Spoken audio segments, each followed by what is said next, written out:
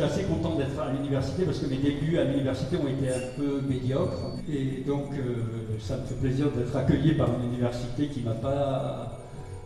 Je rêve un peu d'être prix Nobel, je ne l'ai pas eu.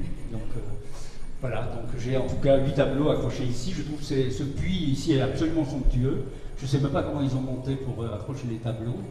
Je trouve que c'est... L'association Art et Droit avait commandité il y a 2 ans une étude qui s'intitulait « Comment mieux faire connaître l'art contemporain en France ». C'est une sorte de micro-trottoir qu'on avait organisé et on a recueilli 26 suggestions pour mieux faire connaître l'art contemporain en France. Et parmi les suggestions, j'avais glissé personnellement l'idée d'implanter sur les campus universitaires des clubs d'art contemporain pour sensibiliser les étudiants à l'art contemporain, mais aussi les personnels administratifs et les enseignants-chercheurs. J'ai présenté cette idée au président Fulchiron, qui a accepté d'emblée cette notion, ce concept, et qui m'a donné le feu vert pour la création d'un CLAC, c'est-à-dire d'un club d'art contemporain dont il est aujourd'hui le président d'honneur. Ce CLAC a plusieurs objectifs. Sensibiliser évidemment les étudiants à l'art contemporain, faire aimer l'art contemporain, faire la promotion de l'art contemporain au sein de l'université, mais aussi créer un langage commun, car l'art est un langage universel, un langage commun pour les étudiants, les enseignants-chercheurs et les personnels administratifs. Voilà. Là, bien sûr, on va peut-être commencer l'ascension et nous reverrons les œuvres à travers les vitres de l'escalier.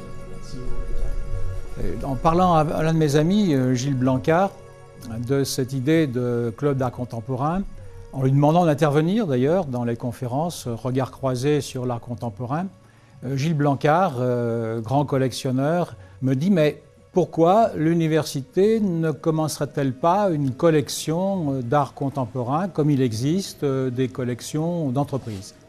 J'étais très dubitatif à cette idée de commencer une collection d'art contemporain. Et c'est là où Gilles Blancard enchaîne tout de suite et me dit « Mais moi, je peux faire un don d'œuvres à l'université Jean Moulin. Tu viens et tu choisis des œuvres parmi notamment les œuvres de Scarneret que j'ai et que je collectionne. » Donc évidemment, j'ai pris cette proposition au pied de la lettre et j'en ai fait part aussitôt au président pour lui demander s'il souhaitait effectivement poursuivre dans cette voie. Il a été tout à fait d'accord et enchanté de cette proposition.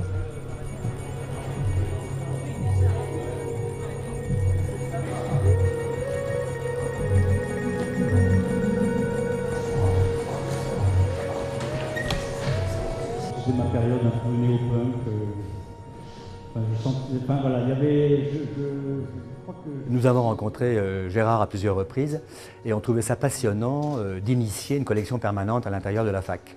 Donc c'était très nouveau et le fait de donner et pas seulement prêter nous paraissait très important parce qu'on s'inscrivait dans la durée et qu'on voulait impérativement que derrière cette première donation s'inscrivent également bien sûr des relais.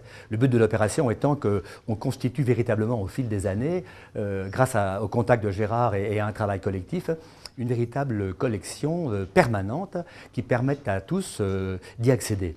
Donc ça, c'est vraiment un projet qui nous tient à cœur et qui nous paraît essentiel et très novateur.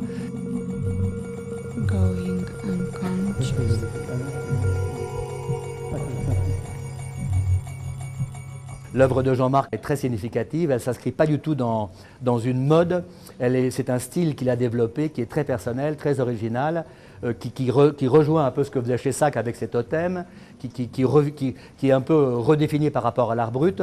Et c'est assez exceptionnel parce que, contrairement aux modes, Jean-Marc a su développer un style personnel et c'est par rapport à un style qu'on reconnaît quelque chose, qu'on reconnaît une personne, un personnage, une vraie personnalité. Et je pense que l'œuvre qui est présentée ici, qui est donnée à Jean Moulin, est une œuvre significative qui va s'inscrire un peu dans l'histoire de l'art et qui est très importante au niveau de ce qu'elle représente.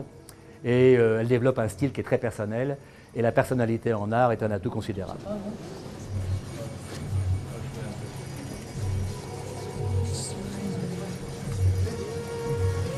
Alors à droite, il y a Fata Morgana, qui est un éditeur près de Montpellier, bien connu.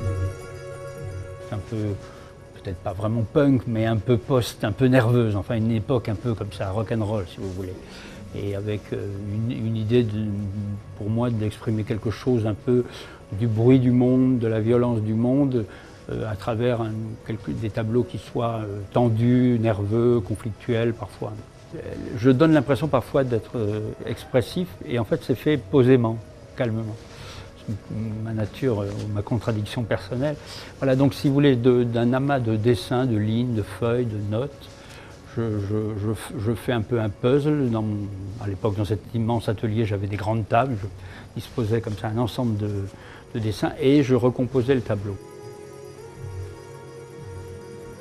Michel Chaumarat est mon principal éditeur de livres.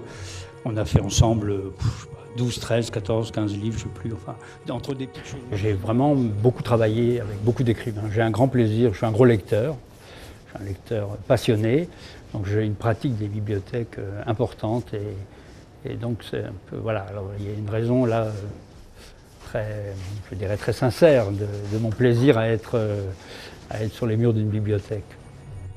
Et j'espère que c'est le début d'une collection et que d'autres mécènes, d'autres collectionneurs, des artistes, des galeries pourront plus tard nous aider à développer cette collection au service des étudiants, au service des enseignants-chercheurs et au service bien sûr des personnels administratifs qui vivent sur le campus.